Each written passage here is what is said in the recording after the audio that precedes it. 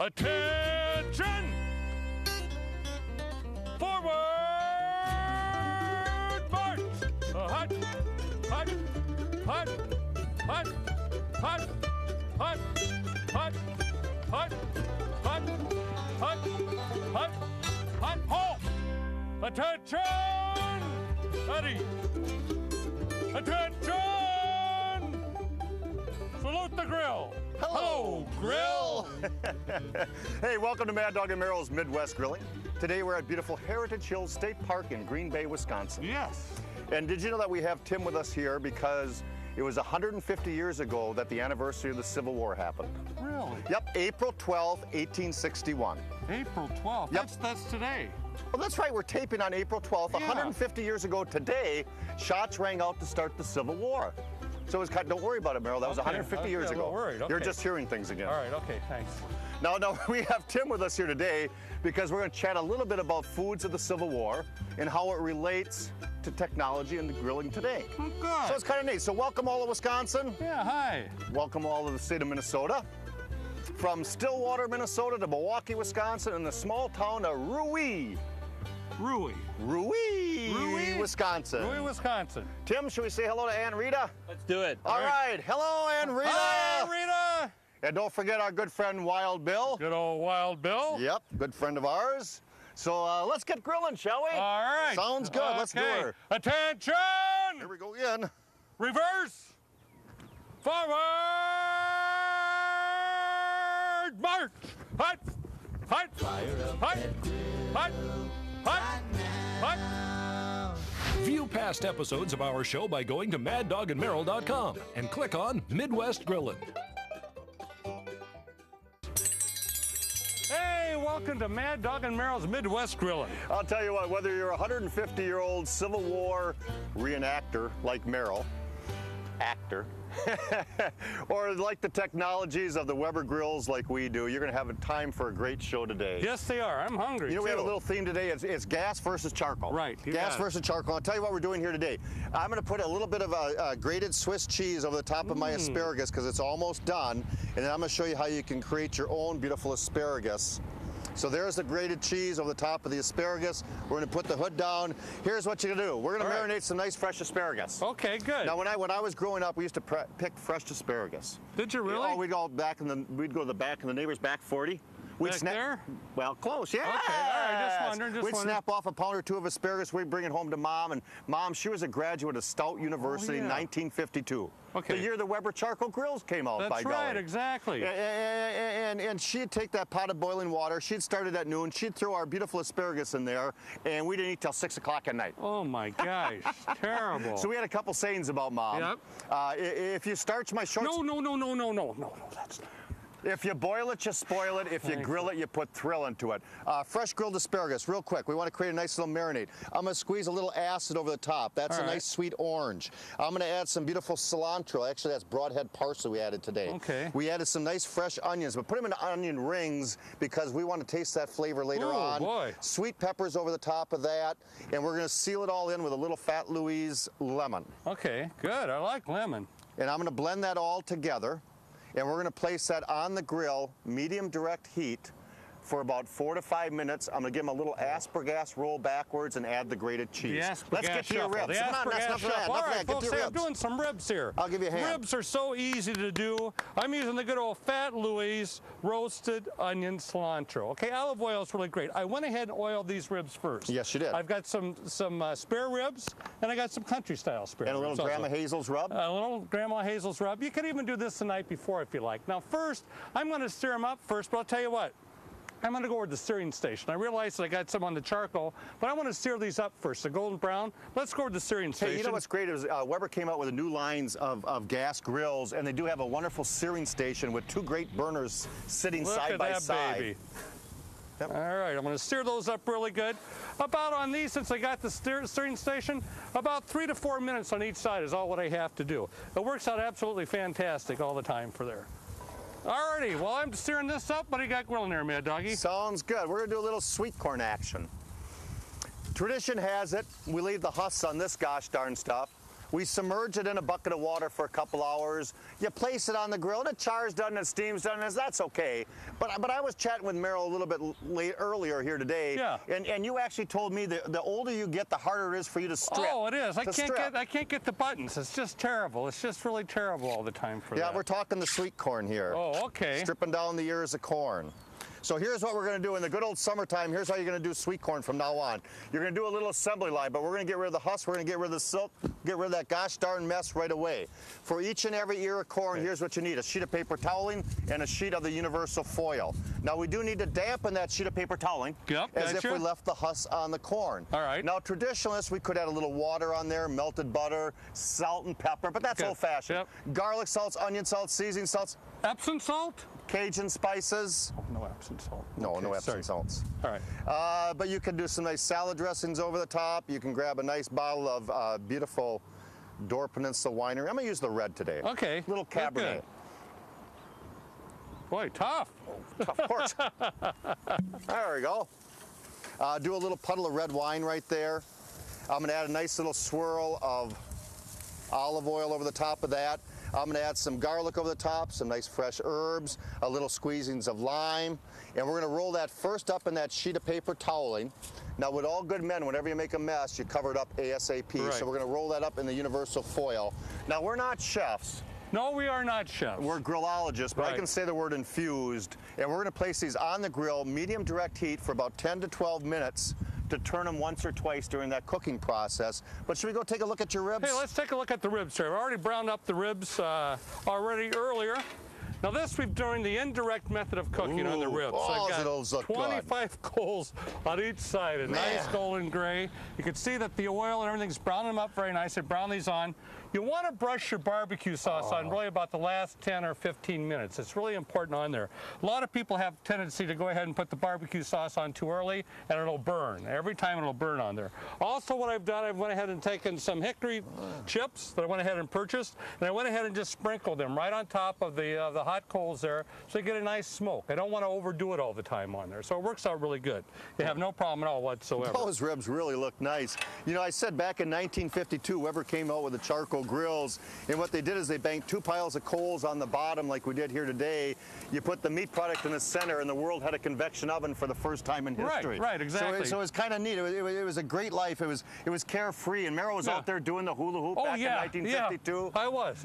His hair was flying in the wind. Oh, I had hair back then. I was sort of long. I had the Ben Franklin look, but it was good. Wait, maybe that was circle flies. No, those are always in the back of a horse. Oh, yeah.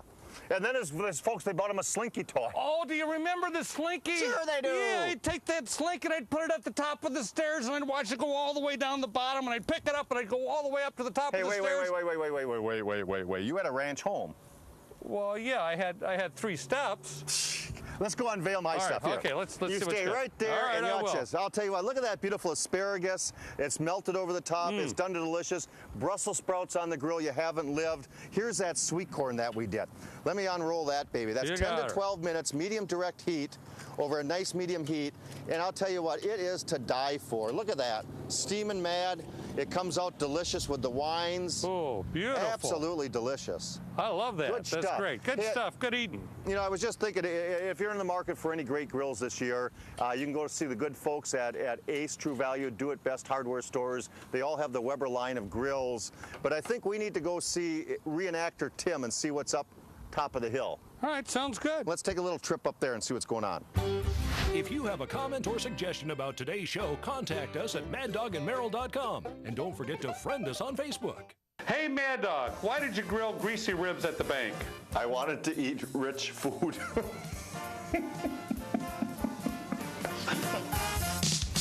Well, welcome back to Mad Dog and Merrill's Midwest Grilling. I'll tell you what, it's the 150th anniversary of the Civil War. What are you doing, Merrill? Is there like a Wolverine in there or something? No, badger! Oh, guys, don't do that. No, we're out here. I'm scared. That's the ovens they used back 150 years ago for the Civil War. Yeah, they took like wet willow branches and they crisscrossed and made a frame. Yeah. And then they made their own cement by clays and sand and branches and stuff, and they packed it around it. And then when they put their first fire in there, it burned away the willow, so we have just the clay shell. Really? Yeah. I'll bet you could even do a pizza in there. Well, you know what they do is they put the coals in there. They let them get good and gray, the wood, and then they pull the fire out and they put the breads in there to bake and close up the hood, the door, and it acts like a regular oven. That's hot. That would be hot. I'll tell you what. That's really hot. But let's check out the cool smoker now, shall we? I like right smokers. over this way here, Merrill. Come on.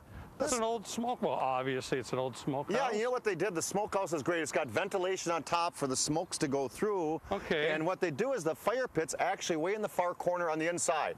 All right, gotcha. So it's not an outside box, it's on the inside. They'll actually start the wood like hickory, let the flames go way down, then they'll add wet lumber to that.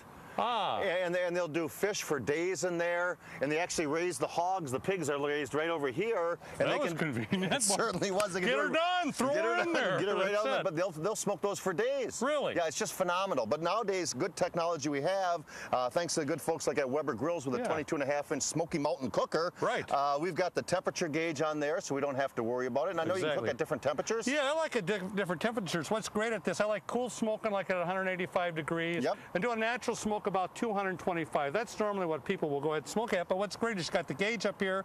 You can adjust the flow of heat with the vents. You got a vent on top, you got the vents on the bottom. What's kind of neat is that it's in like a bullet shape, so it's a nice even heat. It's got the enamel coating baked on so that it actually controls the temperature and holds it That's a really good point because it really holds the heat compared to other smokers, that's for sure. Two great tops on here, which is 22.5 inch. You can put like loads of racks of ribs. I love mine, chicken thighs, and it's got a moisture pan down below for apples, for apple juice and things like that. You can add different moisture in there, so it's kind of neat. Good old flavor. I like it. It's great eater.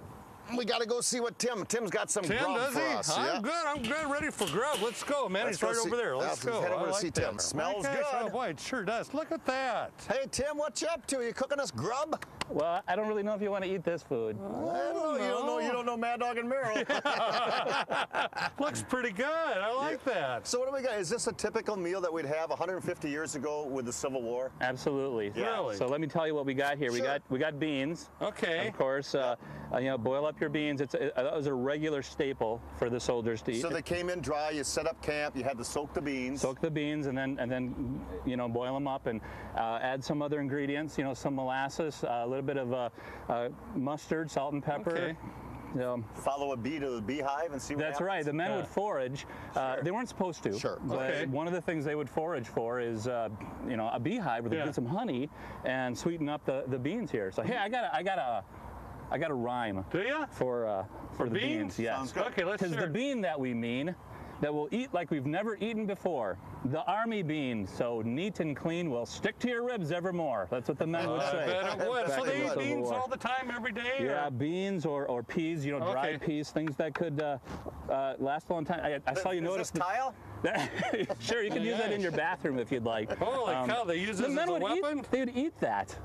They'd eat that. They got about a pound of bread ration a day. Yeah, but where's the bread? Yeah, where's the bread? Yeah. So that's just flour, salt, and water, and that is it. It's called hardtack, and it was made in the army bakeries and then shipped to the men. So. And how long would this last? It would last 150 years. There's a piece of this in the Minnesota Historical Society's museum. Really? 150-year-old piece of hardtack. Now this would have to break some teeth. Yes, they called it teeth crushers and teeth dullers, and there was a way to soften it up, though. And how was that? Well, you see, I got some bacon frying, because you'd get a 3/4 of a pound of pork as a ration a day. So and how much bread?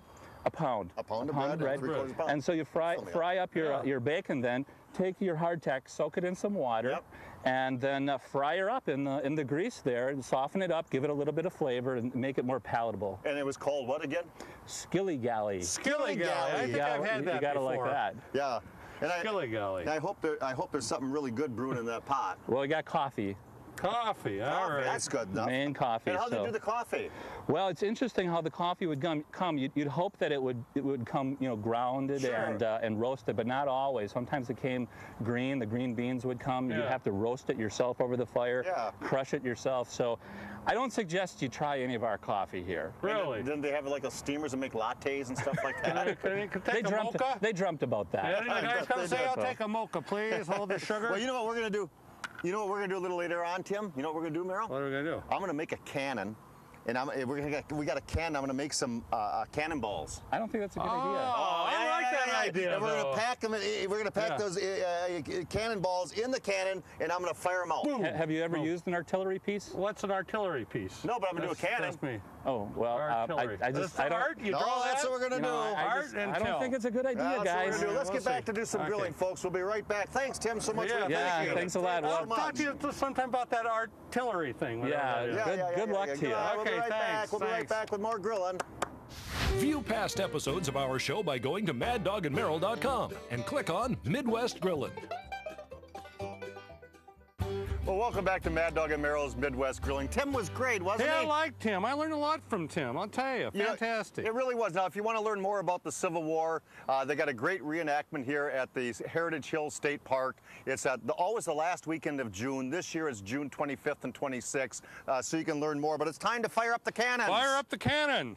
You got the holy I cow, know. I got my look at cannonballs you. right here. I made some homemade meatballs. Your favorite recipe, just roll them up. Nice medium direct heat on the Weber grills.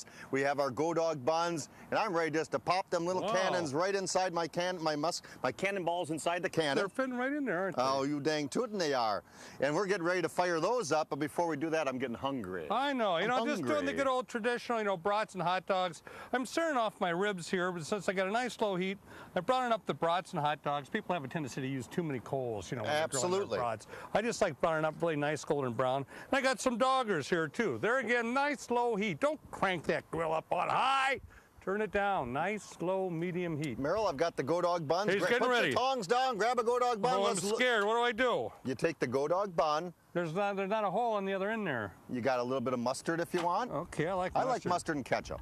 I'm not a ketchup guy. Yeah, yeah. Oh, a little I ketchup in see. there. I like some onions in mine. Little kraut. Never hurt anybody. I like the little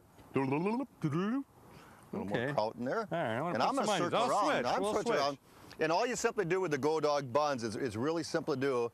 And I'm gonna use my fingers because we're used to it here. What? We're you on take, television. And You all you can't do do is that. twist it right in, and you Okay. got your Go Dog bun. It's all set to go, and it's absolutely wonderful You on twist the it grill. right in? Absolutely. Okay.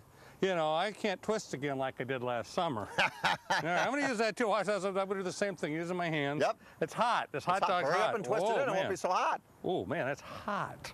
Shouldn't do that. Don't do that at home, kids. Okay. Now, don't Ooh. forget, now the reenactment was great, and the old-fashioned ways of doing outdoor grilling is fun, but for the new technology, if you're in the market for gas grills, for the Weber grills, head on over to Ace, True Value, the do-it-best hardware stores, and you can pick up some great values.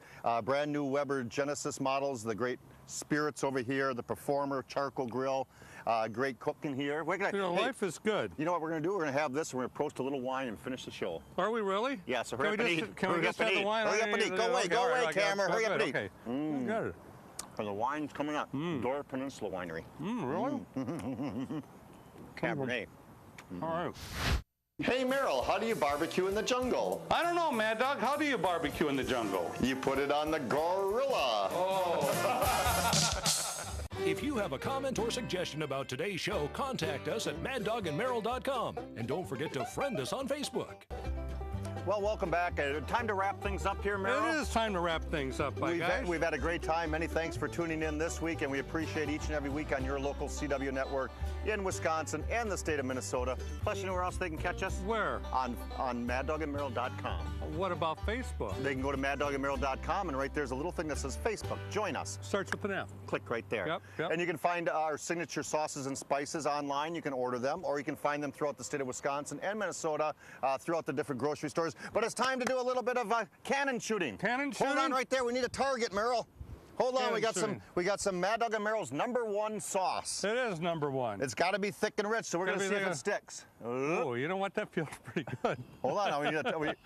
Bloop. Okay. Bloop, okay. Now I got to get my antenna on. All right. You Okay. got Hang it. on. Hang on. Okay. Oh, it feels good. I'd Okay. like to have this sauce on all the time if I could. Here we go. You ready, Merrill? Yeah, I'm ready.